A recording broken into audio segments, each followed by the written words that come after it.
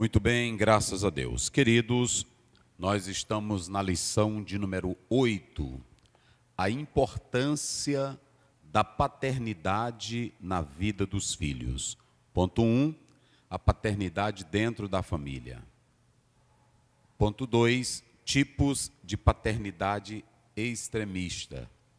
Ponto 3, o fracasso de dois pais relapsos com os filhos. Temos os subpontos da nossa lição.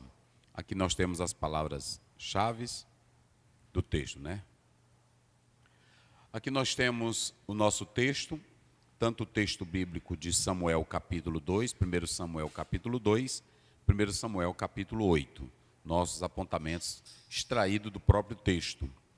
Aqui ao lado nós temos apontamentos do livro, que é o livro de apoio, que nós também lemos e colocamos os pontos consideráveis para os nossos queridos irmãos. Aqui nós temos ao lado alguma definição de paternidade, né? Colocamos aqui ao lado, e alguns conceitos que nós estaremos tratando, ok? Então vamos à leitura da nossa temática da lição, verdade prática e texto áureo. Lição de número 8, a importância da paternidade na vida dos filhos. Texto áureo. E vós, pais, não provoqueis a ira a vossos filhos, mas criai-os na doutrina e na admoestação do Senhor. Efésios capítulo 6, versículo 4. Verdade prática. Quando o padrão divino para a criação de filhos é negligenciado, as consequências são terríveis para a família cristã.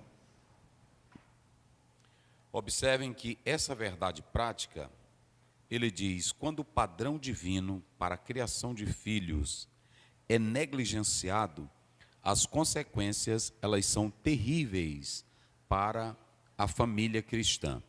Não somente para a família cristã, mas para todas as famílias que não procuram dar uma criação adequada para os filhos.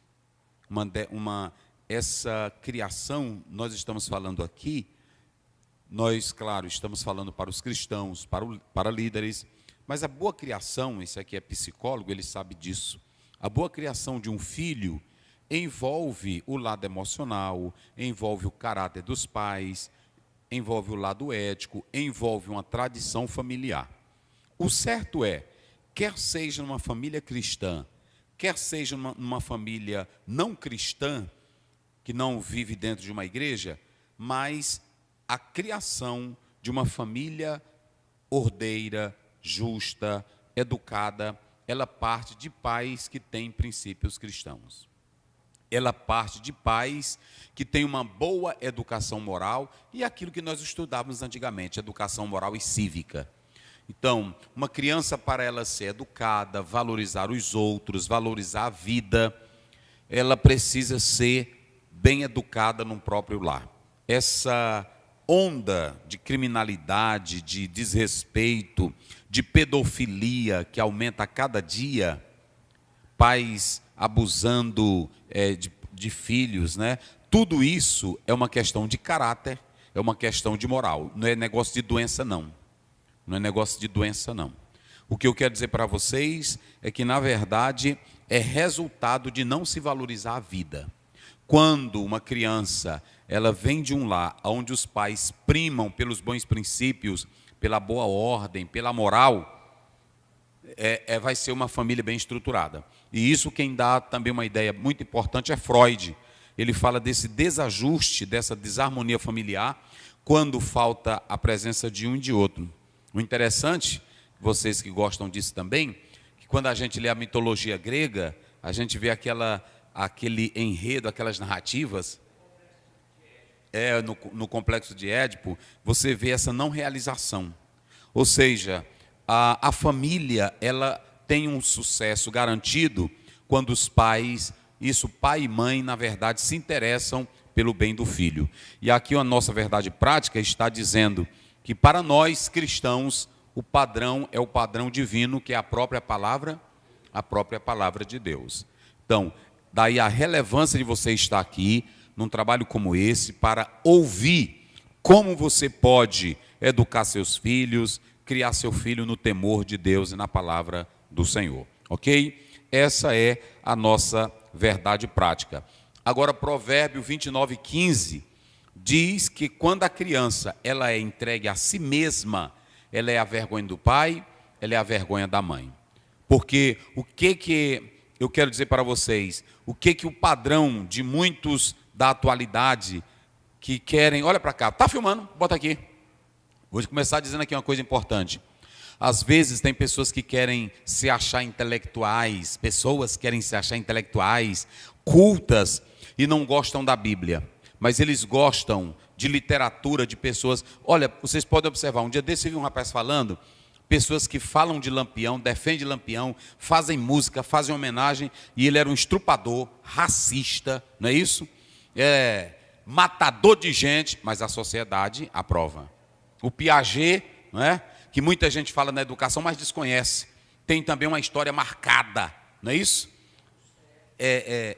Althusser também, não é isso?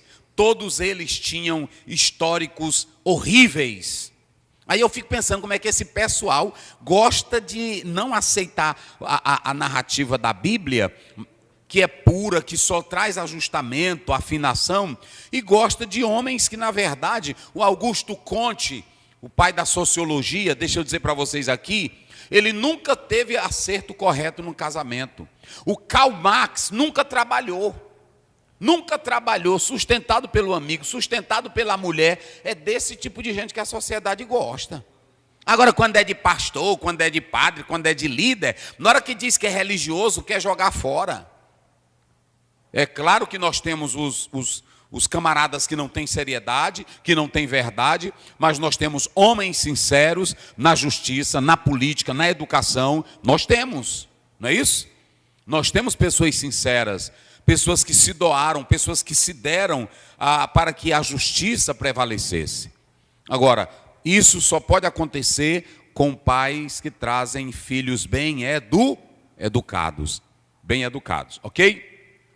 Então hoje nós vamos falar sobre isso aqui, a importância da paternidade na vida dos filhos. O pastor Elienay Cabral, com muita maestria, pode puxar bem aqui, por favor, ele fez o seguinte, ele está tratando desse tema totalmente no conceito bíblico, que eu chamaria do quê? A paternidade na teologia cristã. Na teologia cristã, quem é que figura primeiramente como pai? Nosso Deus. Na oração do Pai Nosso, você vê que no Velho Testamento, Deus não é chamado tanto de Pai. Ele é chamado de Criador, ele é chamado de Poderoso. Mas já no Novo Testamento, ele figura como Deus Pai. E nessa paternidade divina, nós temos a pericorese, o envolvimento do Deus eterno nessa economia da Trindade, Deus Pai, Deus Filho e Deus Espírito Santo. Então você tem aí essa paternidade na teologia cristã. E na teologia cristã, essa paternidade é que Deus é o nosso Pai e nós somos o quê? Seus filhos. E que pelo sangue de Jesus Cristo é formado a família? Isso, a família cristã, ok?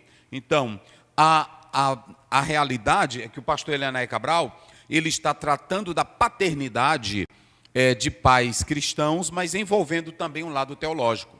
Então você tem a paternidade no lado teológico. Isso é tão claro que o apóstolo São Paulo, ele usa isso. Eu gerei vocês na fé, né? Eu gerei vocês. Ele diz, se os outros não me têm como apóstolo, vocês deveriam ter a mim como apóstolo, porque eu gerei vocês. Isso é paternidade cristã, ok? Então, você tem aqui partenitas, né, do latim, e essa palavra quer dizer mesmo pai. Então você tem esse conceito de paternidade. Por que eu coloquei aqui o plural de paternidade? É porque tanto pode ser aplicado a um só, que é o pai, mas também pode ser aplicado à mãe, não é isso? Pode ser aplicado à mãe. Quando a gente diz a reunião de pais e mestres, pais e filhos, não é assim? Não tinha antigamente? Ainda tem isso? Pois é, aí reunião de pais e mestres. Envolve os dois, envolve quem? A mãe e o pai, ok? Sendo que a ênfase primordial é para quem? É para o pai, ok? A bênção da paternidade ativa está provado cientificamente que filhos que são mais marcados pelo afeto, pelo beijo, pelo carinho, pela atenção dos pais, pelo apoio dos pais, tornam-se mais humanos, bem casados quando forem casar, com sucesso. Porque imagine uma criança indefesa, uma criança que ela não sabe o que escolher. Ela está de um lado de um pai tirano, de um pai abusivo, de uma mãe abusiva. E o que a televisão está mostrando? Tu está filmando direito, cara, bota para cá, bota para cá. Aí a gente fala, mas quem incentiva hoje filhos não prestarem, a maioria é a televisão. É programa de televisão, é videogame, não é assim? Essa onda de menino entrar na escola, matar o outro com faca, não é só questão de bullying, não. São jogos, é a má estrutura familiar. O pai é só louco para ganhar dinheiro, é só com desejo de ser rico. A mãe é só em salão, é só em shopping, é só querendo se amostrar para atender os anseios de uma sociedade capitalista, materialista, hedonista. Essa é a sociedade. É uma sociedade que é revoltada com Deus, revoltada com Bíblia.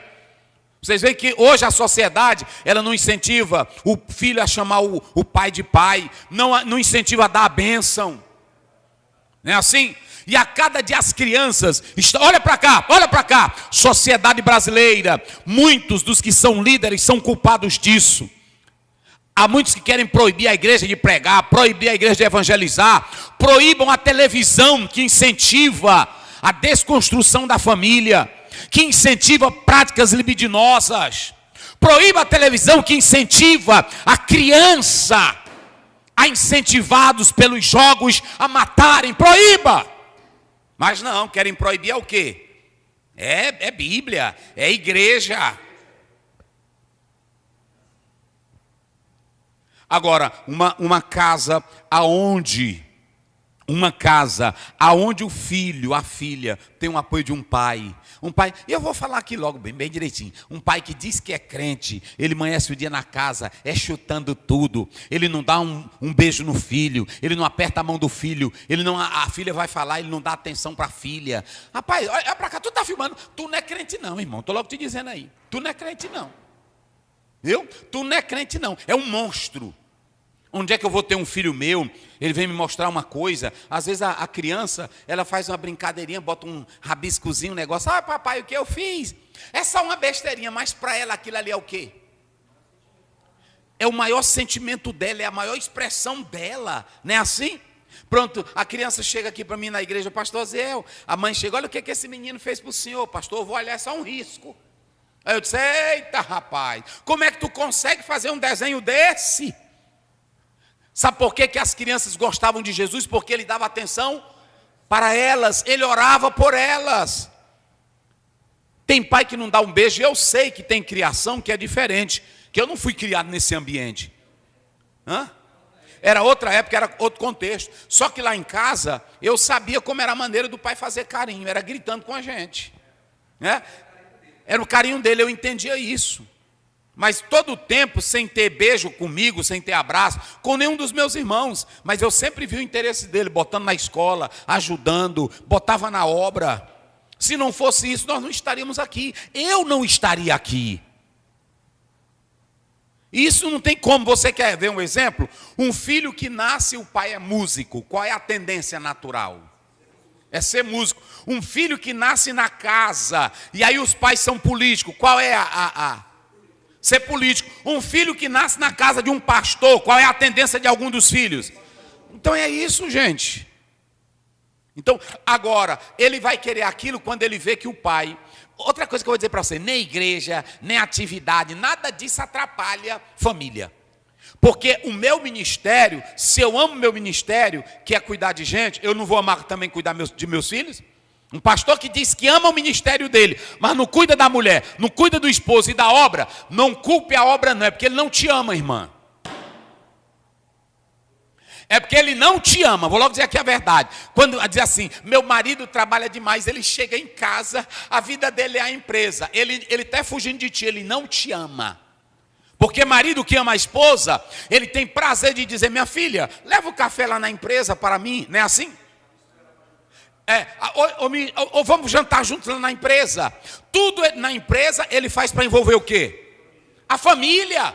Cadê o meu filho? Meu filho, passa lá, eu quero te mostrar hoje o departamento tal. E ele vai mostrando, isso aqui, meu filho, é seu, não é assim? Isso aqui é seu, amanhã você é dono. Agora, quando ele não ama a mulher, aí ele inventa de trabalhar até 3 da manhã. Viaja toda hora. Aí a coitada ainda diz, é porque é muito trabalho, é muita coisa para ele. É nada, é só conversa. Eu aqui visito o crente, eu vou para o hospital, trabalho na igreja, vou visitar a obra, mas pronto, bora Derinha comigo, bora meu bem, bora meu bem. Não, agora eu estou ocupado, mas bora lá, aí pronto, eu vou pregar para todo lugar, bora, cadê minha mulher, bora. Eu envolvo ela para que ela se sinta parte daquele ministério. Agora, pastor não quer levar menino, não quer levar mulher, está lá em 1 Coríntios 9, os apóstolos levavam as suas esposas. Agora olha para cá. Inventaram aí no Brasil, no nosso meio, que mulher não podia participar de reunião, que era só homem. Eu não sei de onde tiraram isso, que não está na Bíblia. Não é assim? Não, a reunião aqui, a convenção é só de homem. E por que a Bíblia diz? Lê aí, para não dizer que é coisa da minha cabeça, que tem pastor, presidente de convenção, tem gente de todo jeito. Vamos lá, é o 9, né? É assim, é a Bíblia. E eu fico com a Bíblia. É 1 Coríntios 9. Vai o verso 5. Começa aí. 5. Não temos nós o direito de levar conosco uma mulher irmã, como também os demais apóstolos e os irmãos do Senhor e Pedro. Quem é que andava com a mulherzinha dele para pregar evangelho? Pedro. Agora tem um bocado aí, olha para cá, tu tá filmando, Caio. Tem um bocado de cantor e pregador que ele aparece na festa dizendo assim, esse aqui é o meu assessor. Aí ele tem um assessor que anda com as calcinhas acochadinhas, parecendo perna de pica-pau, não é assim? Aí é meu assessor, teu assessor é a tua mulher, chama ela. Olha, pastor, eu não cobro para pregar. Agora, quando o pastor me liga, qual é a minha primeira condição? Pastor, eu levo minha esposa. Pronto, eu não gosto de andar só, eu gosto de andar com ela. Quem é meu assessor? É ela. Quem é que cuida das minhas coisas? Quem é que cuida da minha roupa? Teve um bocado aí no Brasil que andou o mundo todo sem a mulher. Aí caiu, aí ficou dizendo, a minha mulher não presta. Aí agora é fácil, que ela não pode se defender. A minha mulher não presta, deixa de conversa, rapaz, quem não presta é tu. Os filhos sabem. Aí prestem bem atenção, Pedro, ele ia fazer missão com quem? Com a esposa. Com a mulher dele. Então que negócio é esse? Se eu durmo com ela, a minha Bíblia diz em Gênesis 2:24 que os dois se tornam uma só. Aí como é que ela não pode ir para uma festa comigo? Eita, lei, velho, horrível. Não sei quem inventou isso. É lei opressora. Então vamos lá, uma casa. Então não existe essa. Primeiro, essa estrutura aqui, bora aqui, pastor Luiz, bota aqui rapidinho. Essa estrutura bem aqui, Howard desfaz ela, coloca Deus, aqui embaixo, Deus, igreja, família. No livro de Howard, que ele trata sobre o líder, ele diz que também não sabe quem inventou essa questão aqui. Em primeiro lugar, Deus. Quem foi que... Olha, em primeiro lugar, Deus. Depois? E depois? Agora vamos lá. Olha como essa ordem ela é totalmente errada. Puxa aí, totalmente errada. Primeiro, quem criou a família? Quem criou a igreja? Então todos dois têm o mesmo poder, o mesmo valor. Social, político, religioso, ético, moral. Quando a gente diz assim, olha, tem irmão que diz, em primeiro lugar Deus, depois a família e depois a igreja. Não tem isso. Essa ordem ela é antibíblica. Minha família está em quem? Vamos lá, vocês bem fortes. Minha família está em quem? A minha igreja está em quem? Então tudo é de quem? Por isso que lá em 1 Coríntios 10:31 Paulo diz, quer comais, quer, ou façais qualquer outra, faça tudo o quê? Então, se a minha família, ela é de Deus, e a igreja é de Deus, ambos têm o mesmo. Não existe essa de dizer, em primeiro lugar Deus, em segundo lugar não. Em primeiro lugar Deus está em tudo e Ele é tudo por nós. Então vamos descaracterizar isso aí, ok? Então uma família onde a paternidade é ativa, é um pai que ama, é um pai que zela, é um pai que cuida. Pode ser pobre, mas não depende de pobreza. Amar depende de pobreza? Moral depende de riqueza? Ética depende de riqueza? Eu conheço aí filhos que são pobres, mas o pai deu uma moral, uma construção histórica tão perfeita. Irmão, tem filho aí que é tão educado. Tem um bocado de filhinho de papai aí da universidade, racista, petulantes. Doutores são doutores. Tem juiz aí no mundo que é petulante, é arrogante. Tem médico que é arrogante, é petulante. Ou seja, aquilo ali foi uma má formação, uma má criação. E há um autor eu comprei um livro dele agora sobre o legado. Ele diz que essa geração atual, ela não tem o que deixar de legado. É uma geração narcisista, egoísta e exclusivista. Não tem amor. Antigamente as pessoas eram pobres, viviam debaixo de um ranchozinho simples, mas tinha amor, tinha carinho, tinha respeito. Não era assim? Mas isso está se acabando. Pronto. Propósitos do teste de paternidade. Hoje tem a paternidade aí, que a medicina já coloca à disposição esse teste. Ele pode ser usado para dois fins. Às vezes alguém está sendo acusado que fulano tem um filho, e ele faz o teste de paternidade, não é isso?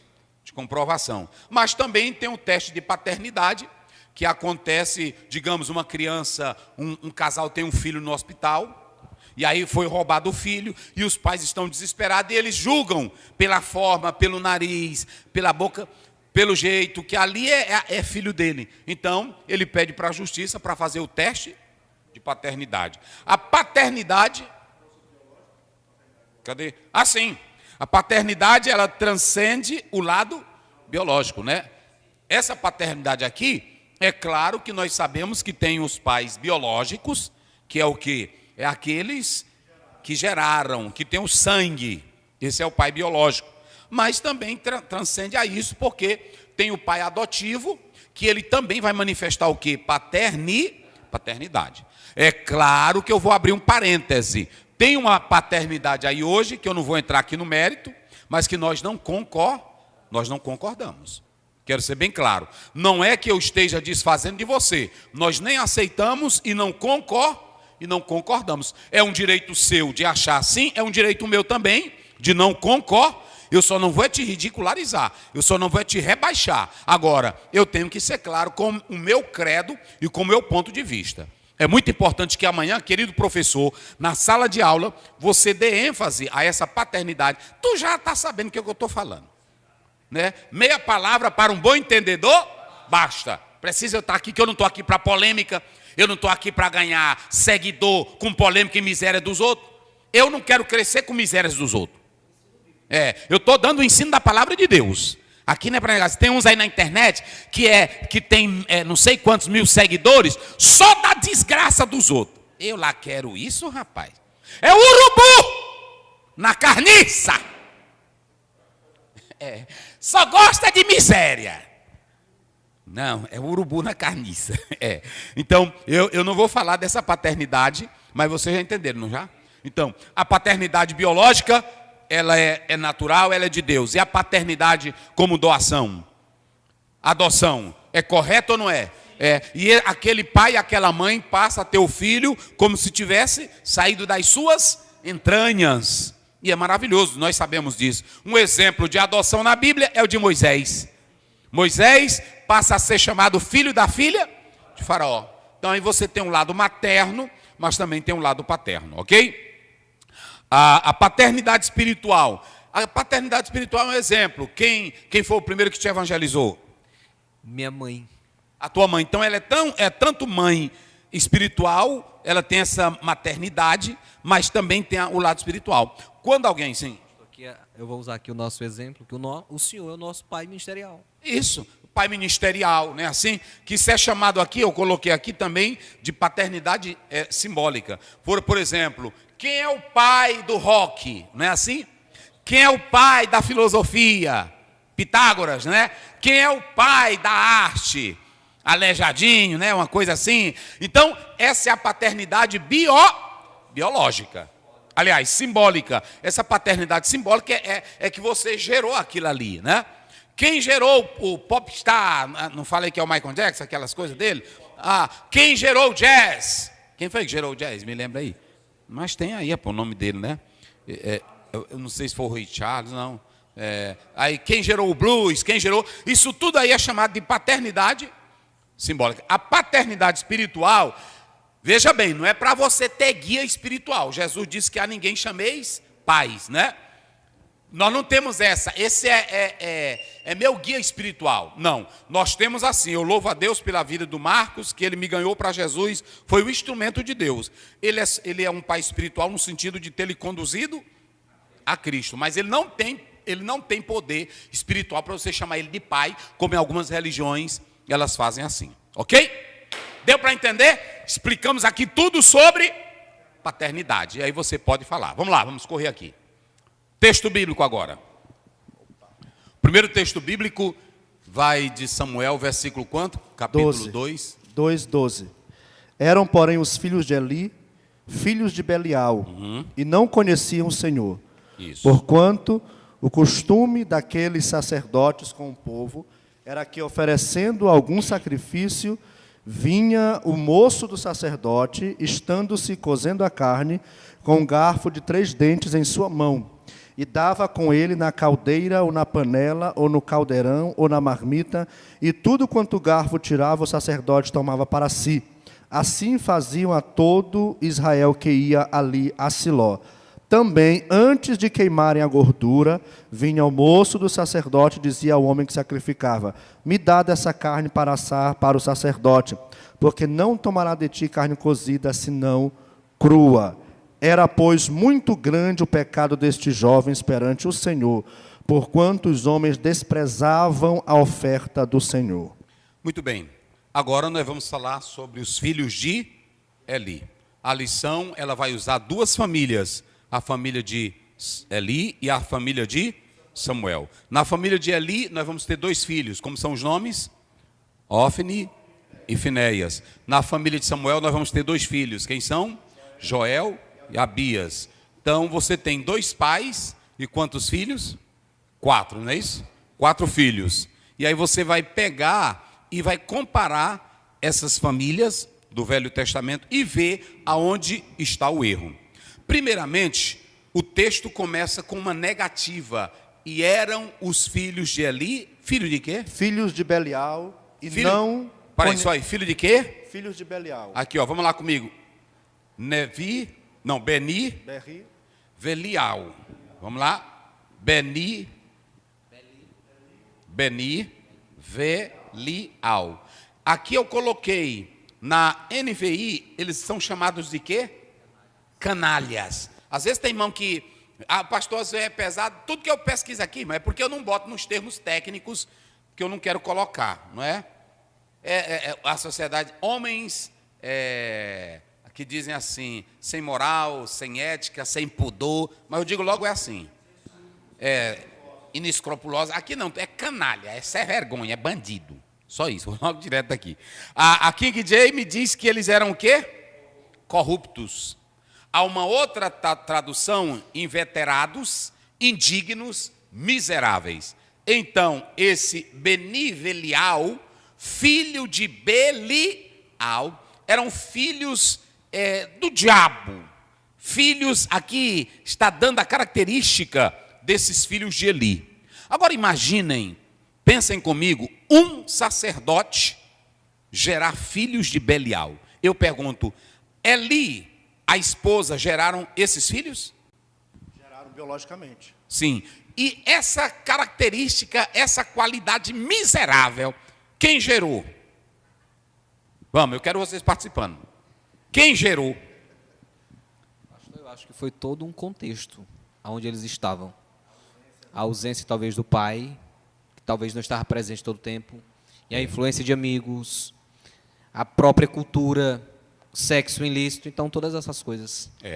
Porque nós podemos analisar que a cultura na qual eles ainda viviam era a cultura que vinha dos juízes, onde não tinha reis e cada um fazia o quê? O que queria. Só que no meio dessa parnafalhada toda, dessa miséria, dessa desgraça, a Bíblia mostra que também tinham pessoas que sempre eram fiéis. E um exemplo que nós vamos ter é de quem? De Samuel. Que esse Samuel, ele vai morar, pastor Marcos, na própria casa desses canalhas, que eram filhos de Eli. Então, perceba bem, nenhum pai cria bandido. Nenhum pai cria uma mulher para ser prostituta. Nenhum pai cria um filho para ser pistoleiro.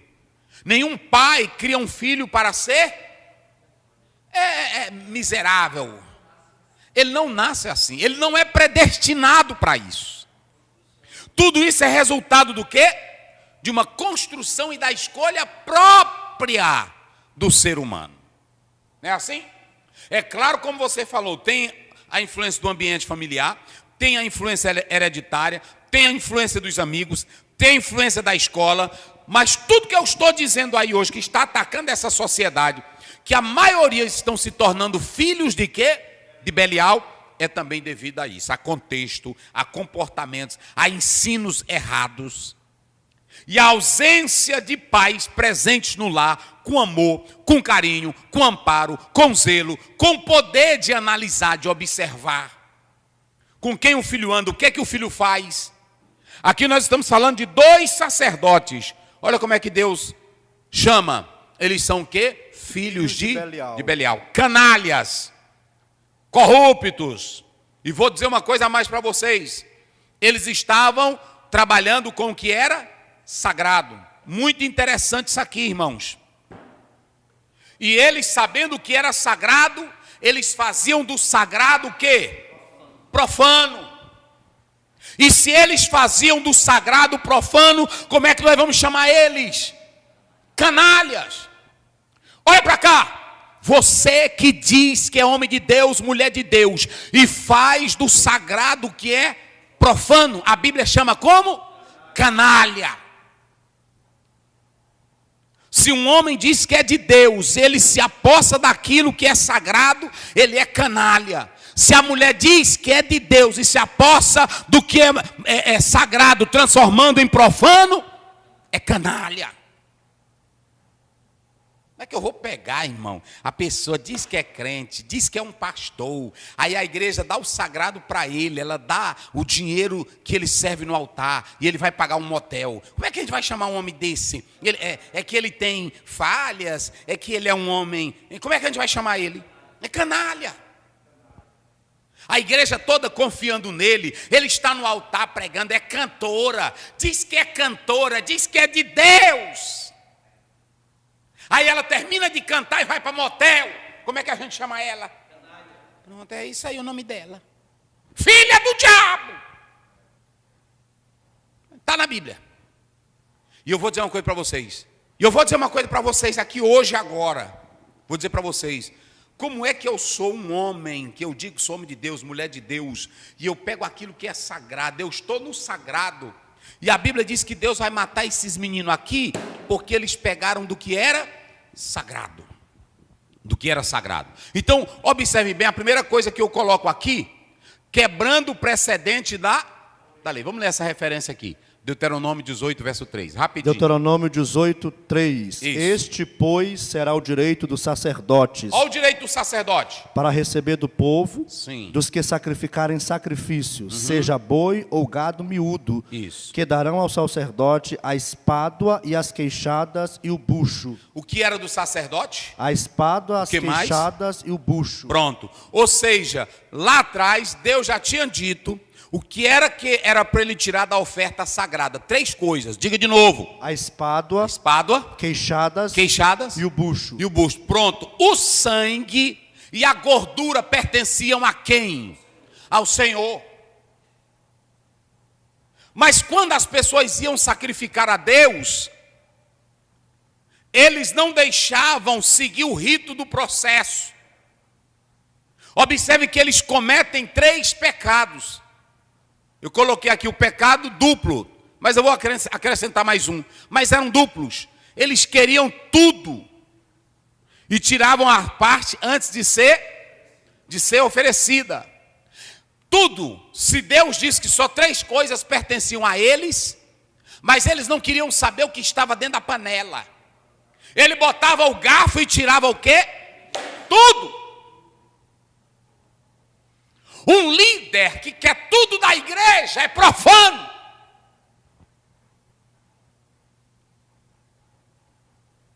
Se tu se zangar com Bíblia, não é comigo não. Duplo. Eles queriam tudo e eles tiravam as coisas antes de serem oferecidas. E quando eles queriam tudo, eles estavam profanando, porque a gordura era de quem? Senhor. Era do Senhor. O sangue tinha que ser para quem derramado no altar. Eles profanavam. Ainda tinha outra coisa que eles faziam. Sabe o que eles faziam? Eles iam para casa e quando eles sabiam que era dia de oferecer sacrifício, ele mandava um moço para avaliar que tipo de oferta as pessoas estavam trazendo e já levar para eles comerem na casa deles. É negócio pesado. Então você tem aí os 3 tipos de pecado. Fale amanhã isso lá na sala. 3 tipos de pecados dos filhos de Eli. Quais eram? Queriam tudo. Comiam antes de ser oferecido a gordura e o sangue para Deus. E terceiro, mandava buscar as ofertas especiais para eles comerem na casa deles. Está vendo? Esse era o pecado desses rapazes. E eles estavam quebrando um antecedente da lei. Porque a lei já falava, a lei determinou. De vocês é só isso aqui. É muito simples, gente, não tem problema. Mas eles queriam era tudo. Eles queriam os melhores pedaços para a sua casa. Hoje tem uns que inventam esse negócio. Lembrem-se que eu sou um sacerdote, o melhor é para mim. Não use isso não. Não é assim?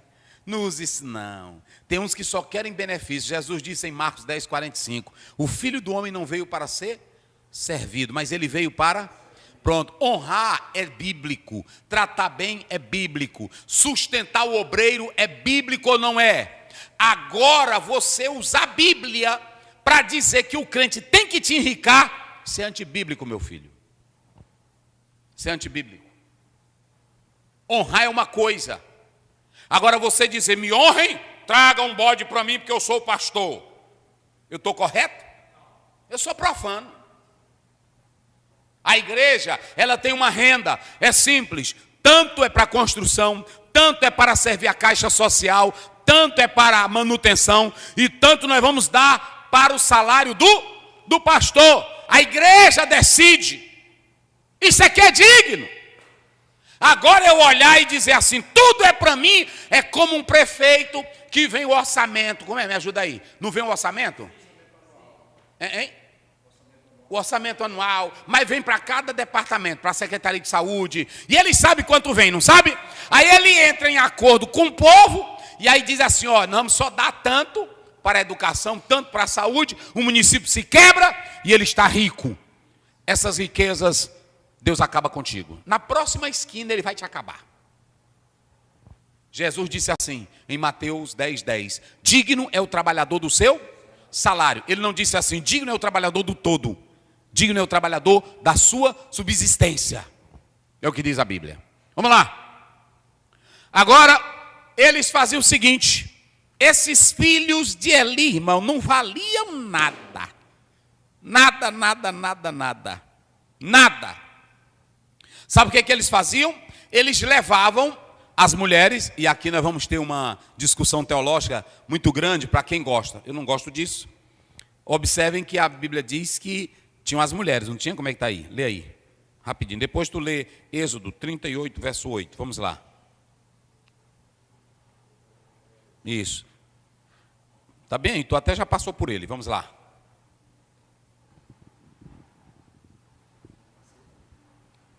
Pronto? As mulheres, não achei não. Começa lá do início, tu vai ver, do 12 em diante. 12. É. Porquanto costumes daqueles sacerdotes era com que, oferecendo algum sacrifício, vinha o moço do sacerdote, estando se cozendo a carne com um garfo de 3 dentes em sua mão. Isso. E davam com ele na caldeira, ou na panela, o caldeirão, na marmita, e tudo quanto o garfo tirava, o sacerdote tomava para si. Assim também faziam todo o povo de Israel. Também antes de queimarem a gordura, vinha o moço do sacerdote e dizia ao que sacrificava: dá essa carne ao sacerdote. E dizendo-lhe o homem que queimem primeiro a gordura de hoje, depois... Acho que é o 22. Deixa eu ver aqui o 22. Era, porém, Eli já muito velho, e ouvia tudo quanto seus filhos faziam a Israel, e de como se deitavam com as mulheres, que em bando se ajuntavam à porta da tenda da congregação. Essas mulheres, elas se reuniam, não está lá dizendo? Alguns dizem que elas ministravam, que elas serviam no templo. Aí eles se aproveitaram delas para se prostituírem. Além de fazer 3 coisas com as ofertas, olha como eles não prestavam. Além deles fazerem isso, eles na casa de Deus faziam o que com as mulheres? Prostituição. Por isso que eu disse que essas mulheres aí que estavam, vamos ver Êxodo 38:8, rapidinho aí. Alguns dizem que essas mulheres aí, elas se reuniam para ministrar. Aí outros dizem que quem introduziu a prostituição sagrada, religiosa de Canaã, no templo de Siló, foram os filhos de Eli. Vamos lá, o que diz aí? E fez também a pia de cobre, com a sua base de cobre, dos espelhos das mulheres que se ajuntavam, ajuntando-se à porta da tenda da congregação. Olha, você está vendo isso aí em Êxodo. Então alguns dizem que essas mulheres serviam lá no templo. Está vendo aí? De Siló. Agora, outros dizem que essas mulheres, elas foram escolhidas para servirem o trabalhar de cuidar das crianças. Então você tem 3 opiniões. A outra é que dizem que elas estavam lá e eles seduziram elas para fazerem o que com elas? Sexo. Esse negócio dessa bagaceira que você está vendo aí na internet, cantou, dormiu com a fulana de tal, não sei o que, o mundo gosta de uma desgraça, isso aí já vem e faz, é tempo. Só que eu vou te dizer, bota para cá, verdade de Deus. Quem usa dessa mentira, quem usa desse engano, quem usa de prostituição, quem profana as coisas de Deus, quem pega as coisas de Deus, na próxima esquina, meu filho, Deus te mata. Deus te mata. Porque Deus é fiel. Deus é santo. Eita glória. Então observem bem que eles transformaram a casa de Deus em casa de quê, irmãos? Prostituição. Eles transformaram no lugar de sexo imoral. Eles colocaram prostitutas. Eita, meus irmãos, tem coisa, me dá vontade de eu dizer tudo aqui. Dizer tudo. Aí é o seguinte, vê aí o verso 24. Vê o verso 24. Não, filhos meus, porque não é boa fama esta que eu ouço. Fazeis transgredir o povo do Senhor. Sabe por que o povo não queria mais adorar? Sabe por que o povo não queria ir mais a Siló? Sabe por quê? Porque primeiro, não tinha mais voz profética. Segundo, não tinha mais nada de Deus. E terceiro, os filhos de Eli eram maus exemplos. E aonde, olha para cá, sabe por que muita gente está deixando a igreja? Sabe por que muita gente está deixando de se congregar? Por causa de tantos escândalos. É assim? De tantos homens, de tantos crentes. É escândalo de crente no bairro brigando com outro. É escândalo de crente levando outro para o tribunal. É escândalo de crente na política. É escândalo de pastor na igreja. É escândalo de cantor. Jesus disse em Mateus 5,16: brilhe a vossa luz diante dos homens, para que eles vejam as vossas boas obras e glorifiquem ao Pai que está nos céus. Nós temos que atrair pessoas para a igreja como nosso exemplo de vida de santidade, de crença. E aí, como eles fizeram tudo isso, toda essa desgraça, olha o que Deus vai dizer agora para ele. Eita, rapaz, 25, vamos lá. Olha o que o próprio Pai vai dizer, vai lá. Pecando homem contra homem, os juízes o julgarão. Pecando, porém, contra o homem... Pecando... Homem contra homem... Homem contra homem... Os juízes julgarão. Pronto, porque naquela época, se um homem pecasse contra outro homem, aí quem era que era para resolver o problema? Era o juiz. Pecando um homem contra o homem, o juiz... Vamos lá, agora como é que diz? Agora pecando homem contra o Senhor... Para aí, pastor, lê aí. Agora, lê só daí bem devagar. Agora pecando, porém, o homem contra o Senhor, quem rogará por ele? Agora, pecando tu contra Deus, quem é que vai rogar por ti?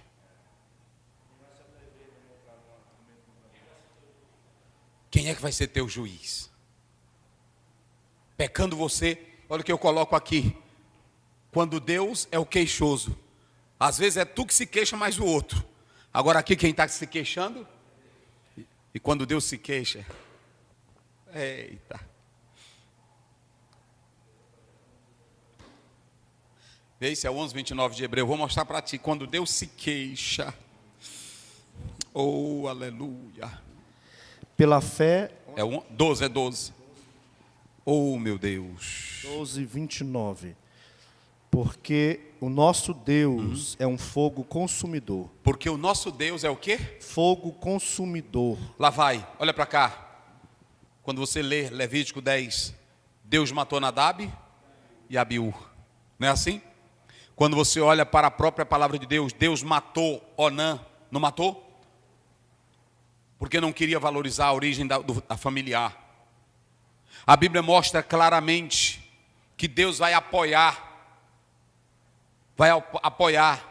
os filhos de Moisés, os filhos de Jacó, porque ele entrou na tenda e o povo de Deus tinha mulheres estranhas, moabitas, e quando o rapaz lançou a lança, Deus disse: eu aprovo, porque Deus não aceita pecado. A Bíblia vai mostrar os homens que Deus matou, e agora Deus vai matar quem? Ofni e Finéias. Ele vai matar os dois. Quem faz a queixa deles é o próprio Deus. E o pai disse para eles: meus filhos, quando um homem peca contra outro homem, um sacerdote, um juiz entra na cena. Agora, quando tu pecas contra Deus, não tem. Sabe por quê? Porque esse crime aqui era de vingança. Deus estava se vingando da santidade dele. O que eles fizeram com as coisas de Deus? Profanaram, passaram por cima da lei. Sabe por que eu prego essa Bíblia com verdade? Sabe por que eu zelo isso aqui, eu amo isso aqui, eu tenho cuidado com isso aqui? É porque se eu não honrar isso aqui, quem é que vai me matar? É Deus. Quem vai me tirar de cena é Deus. Eles levaram prostitutas para onde? Para a casa de Deus. E o povo estava fugindo da casa de Deus. Siló estava se esvaziando. Se tornou lugar de miséria, de pecado. Aí Deus diz: eu vou matar. O próprio pai disse: eu vou matar. E essa família sacerdotal, o que Deus fez com ela? Jogou ela todinha na lama. Exterminou. Eita, rapaz. Quando você lê, eu não vou ler isso aqui agora, mas quando você volta para a palavra de Deus, lendo esses casos aí, lá no capítulo, veja aí o verso 31. Vai lá. E eis que vem dias em que eu cortarei o teu braço e o braço da casa de teu pai, Sim. para que não haja mais velho algum na tua casa. Eita, Deus disse: eu vou acabar com a casa de vocês, não é isso?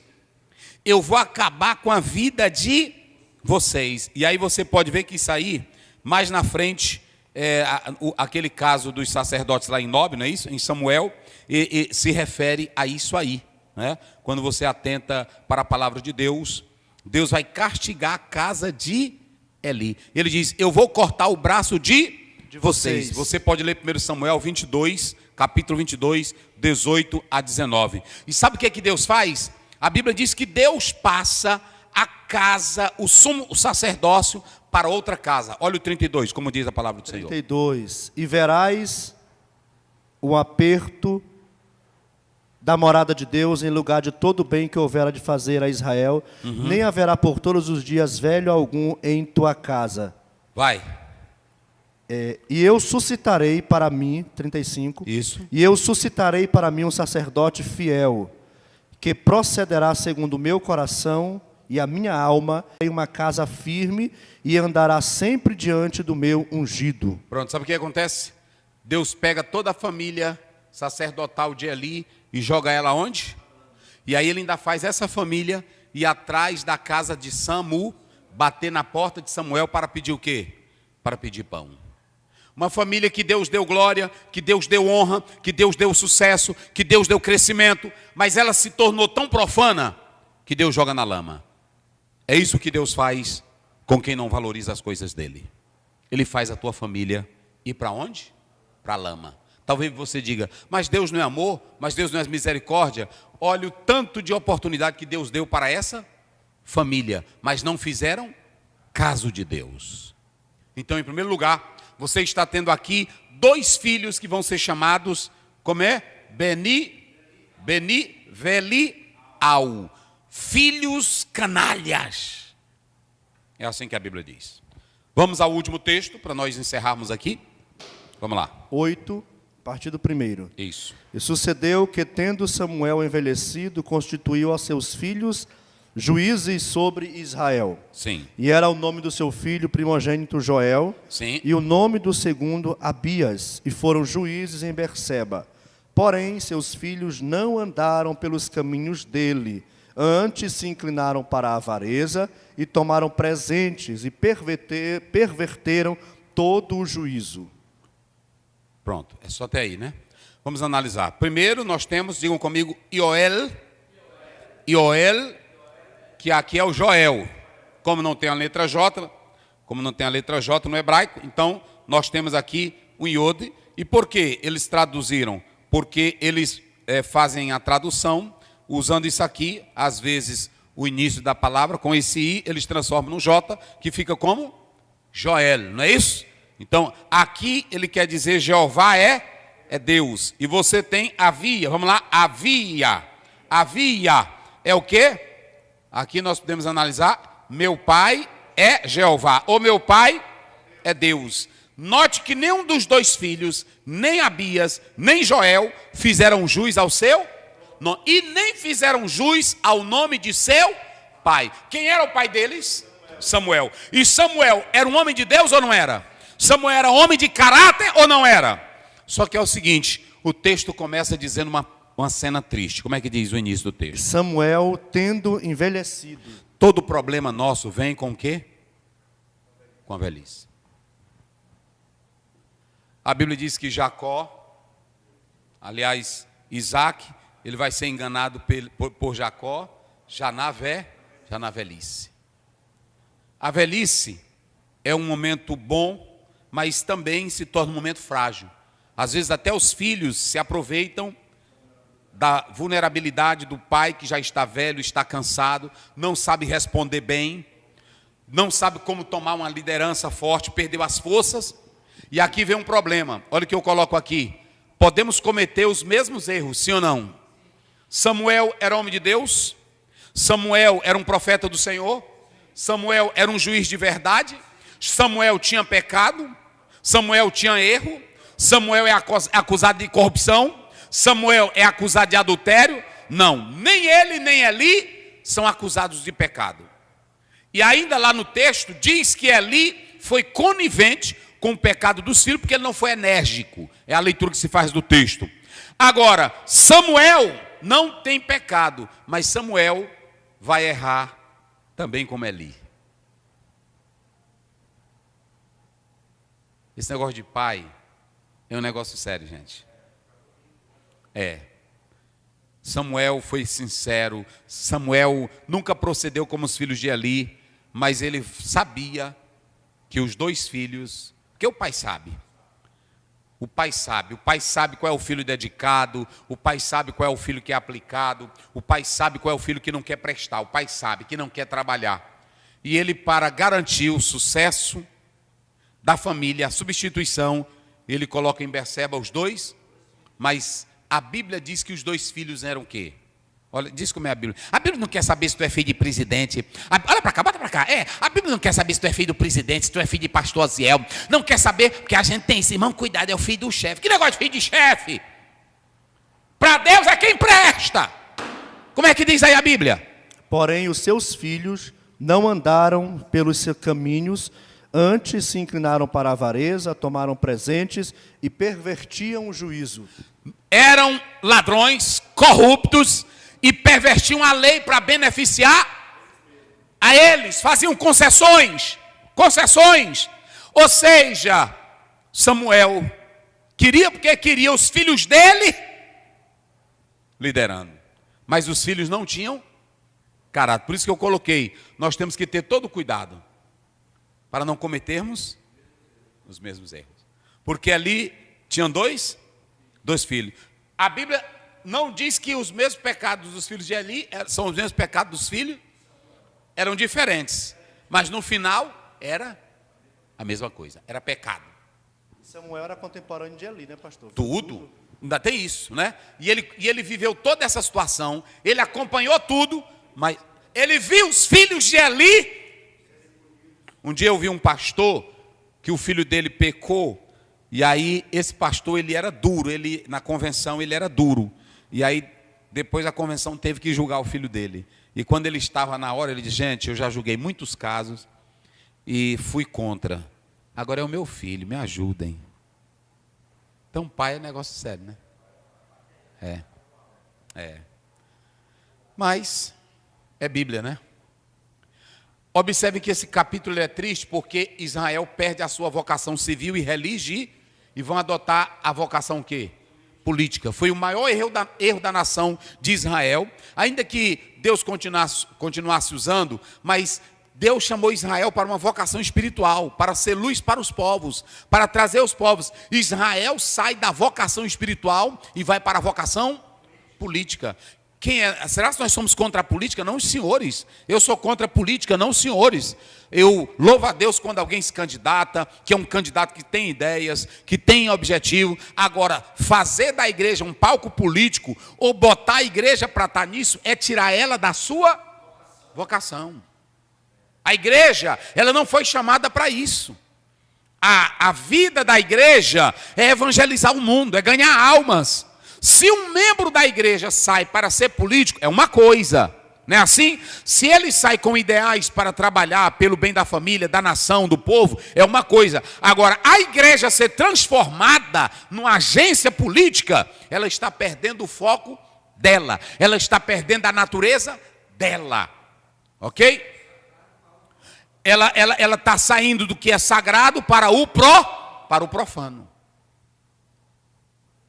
Por que não queremos admitir que os filhos não sabem administrar? Eu pergunto aqui aos senhores, é pecado um pai que tem um filho pastor, botar ele para ser pastor? Não. Não? Agora, se esse pai sabe que o filho não pisa num culto, não evangeliza, não tem vocação, ele quer botar porque ele quer garantir o sucesso da família naquele poder, é pecado?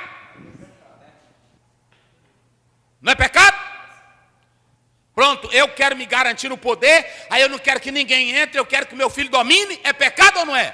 Eu sabendo que esse meu filho é um preguiçoso, dorminhoco, namorador, não lê Bíblia, não ora de madrugada. É a natureza política do poder. Eu quero manter, os filhos de Samuel eram bandidos.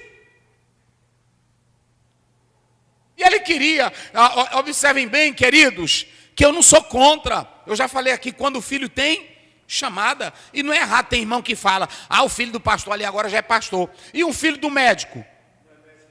Me diga, tem médico, eu conheço aí que a família é toda de médico, o pai é médico, a mãe é médica.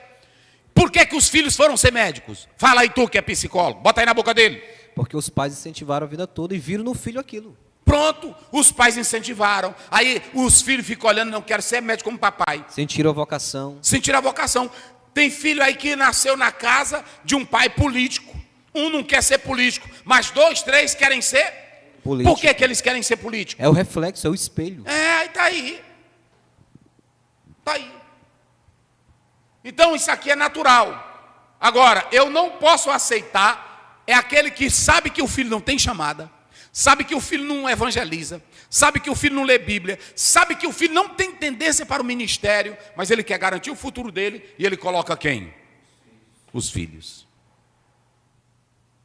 Os filhos de Samuel, eles não sabiam administrar e eram o quê? Duas qualidades deles. Eram o quê? Não sabiam administrar? Tem muitos aí que não sabem administrar nada, mas o pai bota. Pronto. Eu conheço um pastor que ele entregou a igreja para o filho dele, e aí não demorou nada, a igreja viu que ele não sabia administrar, não sabia dirigir nenhum culto. Aí a igreja tirou o filho dele. Um pai com um coração magoado. Isso aqui magoou o coração de Samuel? Grandemente. Porque ele disse assim: eu fui rei, eu fui um juiz aqui em Israel, eu liderei tão bem, e por que agora querem me tirar? Mas o povo estava revoltado por causa dos seus filhos. Então vamos analisar. Nós temos aqui apontamentos do livro, o pastor, a família e a igreja, já expliquei. Duas famílias, a de Eli e Samuel, já explicamos. A questão não é o modelo, não importa se é patriarcal, porque antigamente Deus criou essa família como modelo patriarcal, o pai como chefe, a mãe subordinada, mas a questão é o pecado que entra na família. É como o governo, não importa se é parlamentarismo, se é monarquia, se é... Não importa, o problema é o homem que não quer obedecer. É dentro, gente. Pode montar o sistema que tu quiser, pode botar a pedagogia que quiser, mas se teu filho tem a natureza diabólica, não tem modelo que mude ele. Ok? Meu filho pode me substituir, eu já expliquei. Pode, se ele tiver chamada dele mesmo, não é tu botando nele não. Porque chamada ninguém bota, chamada nasce de dentro. Sem autoridade no lar. Se o pai e a mãe não tiver autoridade no lar, o menino mete a mão na cara da mãe, o menino dá chute na cara da mãe, sim ou não? Então não presta. Pais ausentes, pais que não estão no lar. Tem pai que está no lar, mas o filho está dentro de casa, ele está dentro de casa, ele não dá um beijo, ele não dá um abraço, ele não dá um carinho, ele não faz nada. Só mexendo no celular, só assistindo um filme, só jogando bola, não quer saber do filho. Dois tipos de paternidade. A autoritária é aquela que o pai só exige, só obriga, só manda, só cobra, mas não faz nada. E a permi é aquela que o pai deixa o filho fazer tudo. O menino faz tudo, hein? É o outro extremo, ele faz tudo. O menino vai para todo lado, joga coisa na casa. O menino faz o que quer. Essas duas, elas são perigosas. Paternidade verdadeira é carinho, paternidade verdadeira é equilíbrio, paternidade verdadeira é beijo, paternidade verdadeira é falar a verdade, paternidade verdadeira é corrigir o filho, paternidade verdadeira é abraçar, paternidade verdadeira é estar do lado, paternidade verdadeira é dar toda a assistência. Pronto. O que causa a falta de uma paternidade no lar? Simples. Causa uma destruição da família. Se não há amor, se não há carinho, se não há zelo na família, o que essa família vai ser? Destruída. Ela não tem estrutura nenhuma. Não tem pai, não tem mãe, ninguém presente. Essa família vai cair. Já falei dos filhos de Beliais. Fracasso de dois pais, Eli e Samuel. Lamentavelmente. Porque muitos filhos de pastores são rebeldes. É claro que tem muitos filhos de pastores que são rebeldes por causa dessas duas formas aqui de paternidade, desses dois tipos de paternidade. Tem pai que é autoritário, tem pai que ele, para mostrar que é um pastor santo, ele bate nos filhos dele no meio da igreja. Eu já vi isso. Ele bate no filho dele no meio da igreja, ele corrige o filho no meio da igreja, para dizer que tem autoridade. Isso não é autoridade não. Aí o menino fica o quê? Traumatizado, revoltado, ruim. Agora tem outros filhos de pastor também que são revoltados, é porque é preguiçoso. É preguiçoso, é ruim mesmo. Eu estou revoltado com essa igreja. A tua vida foi comendo da igreja, rapaz. Então eu estou mostrando que tem filho que é realmente provocado, ok? Então, observem bem, aqui, não há uma fórmula perfeita. Tem uma fórmula? Nós temos alguma fórmula? Nós não temos. A Bíblia mostra que a família de Saul era meio complicado, mas Saul teve um filho que foi mais exemplo do que muitas famílias ajustadas, que era Jonatas. Menino de caráter, menino bom. Não é assim? E Davi já teve filhos que a família foi toda desestruturada. Absalão se levantou contra o próprio pai. O filho queria reinar, se levantou contra o irmão. Salomão teve que mandar matar. Aí a bagaceira foi grande. Nós não temos receitas prontas. Tem pai que diz assim: eu ensinei bem, eu preguei, eu eduquei, eu dei amor, eu dei carinho. E por que meu filho virou isso? Porque ele cresceu e ele fez a escolha dele. A culpa não é sua, a culpa não é de sistema, a culpa é dele, porque cada um é atraído pelo seu próprio pecado, pelo seu desejo. Então, mesmo que eu tenha sido criado num lar duro, que meu pai foi hostil, mas como agora eu sou adulto, eu posso discernir entre o que é certo e o que é errado. Não venha culpar Deus, nem culpar a família. É a liberdade.